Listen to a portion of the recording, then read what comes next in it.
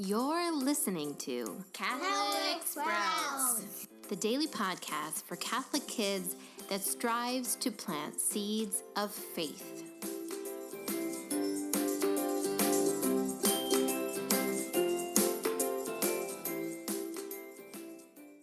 Hey there, Sprouts. Today is Friday, April 5th, 2019. This week on the Catholic Sprouts podcast, we have been talking about some of the parables that Jesus used to teach while he was here on earth. So far, we have talked about the parables of the lost sheep, the unmerciful servant, the good Samaritan, and the Pharisee and the tax collector. Today, we are going to talk about what is probably the most well-known parable that Jesus told, and that is of the prodigal son. Now, this parable is a little bit longer, and we are going to be reading the version of this parable that appeared in the Gospel of Luke. So here it is. Then Jesus said, "A man had 2 sons, and the younger son said to his father, 'Father, give me the share of your estate that should come to me.' So the father divided the property between them. After a few days, the younger son collected all of his belongings and set off to a distant country, where he squandered his inheritance on a life of dissipation. When he had freely spent everything, a severe famine struck that country, and he found himself in dire need. So he hired himself out to one of the local citizens, who sent him to his farm to tend the pigs. And he longed to eat his fill of the pods on which the pigs fed, but nobody gave him any. Coming to his senses, he thought, 'How many of my father's hired workers have more than enough food to eat? But here I am, dying of hunger. I shall get up and go to my father, and I shall say to him, Father, I have sinned against heaven and against you. I no longer deserve to be called your son. Treat me as you would treat one of your hired workers.' So he got up and went back to his father. While he was still a long way off, his father caught sight of him and was filled with compassion. He ran to his son, embraced him, and kissed him. His son said to him, 'Father, I have sinned against you and against heaven. I no longer deserve to be called your son.'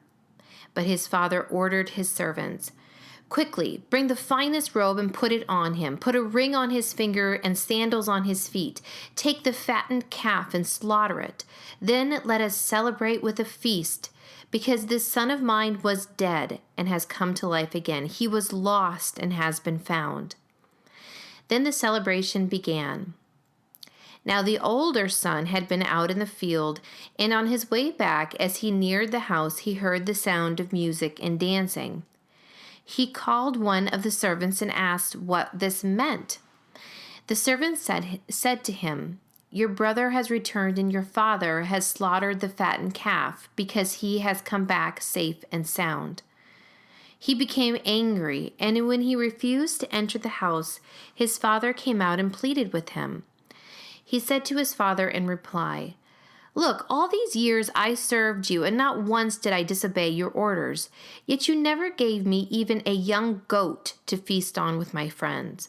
But when your son returns, who swallowed up your property with prostitutes, for him you slaughter the fattened calf.' He said to him, 'My son, you are here with me always. Everything I have is yours. But now we must celebrate and rejoice, because your brother was dead and has come to life again. He was lost and has been found.' The Gospel of the Lord." So I know that was a long parable, and we don't have much more time to talk about it, but let's say just a couple of things. So first of all, what is strange about this parable? What should we see as something strange to wonder about? Well, first of all, a father gives his inheritance to his son while the father is still living. And I want you to just think about what that is. If there was 2 sons and a father had a large estate and a lot of money, you would think that after he died, half would go to one son and half would go to another. So when he asks for his inheritance, that means half of what his father has. He probably had to sell servants and land and cattle and everything so that he could give his son this inheritance. And it's strange that he does it. Now, what does the younger son do once he has all this money?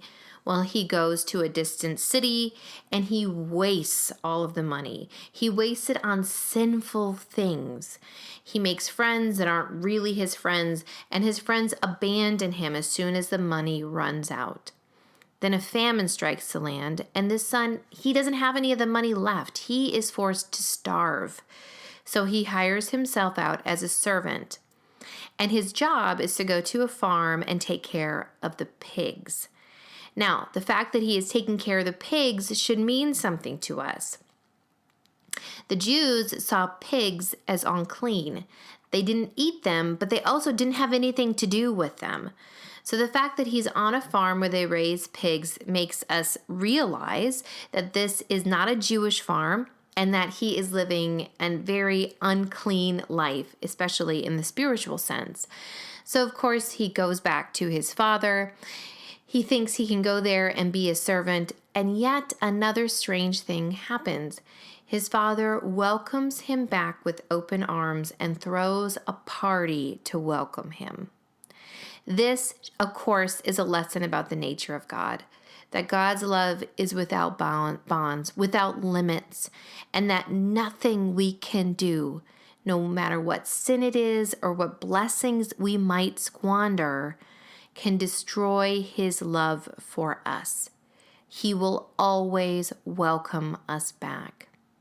Now, the final thing we need to talk about is the other brother. Now, how does the other brother respond once the younger brother returns? He doesn't even want to go into the party. He's angry.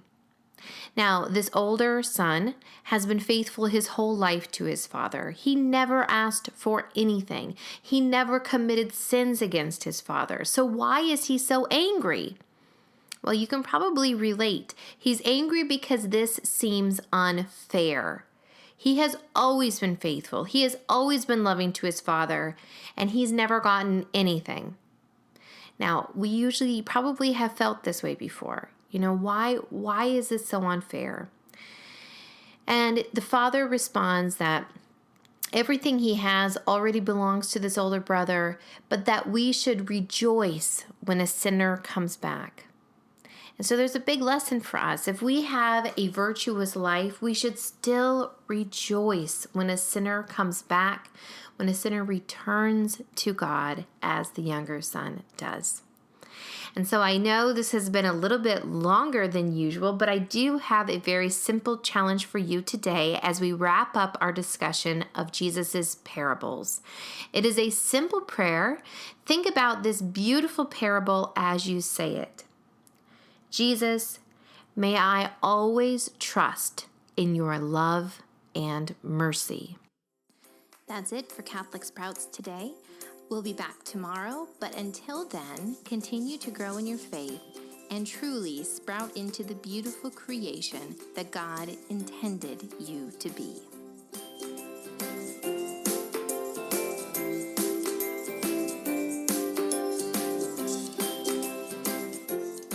Just one more thing, Sprouts. I need your help. Following Easter, we are going to be having a special series here on the Catholic Sprouts podcast where we talk directly to people that have made the choice to enter religious life, specifically those that serve our church as priests or those that have become nuns. So, what I need from you are questions. If you could ask a priest or a nun anything, what would you ask them? Talk to your adult and have them submit your questions that I will use to talk to priests and nuns and share with you here on the podcast. So submit them at catholicsprouts.com/questions.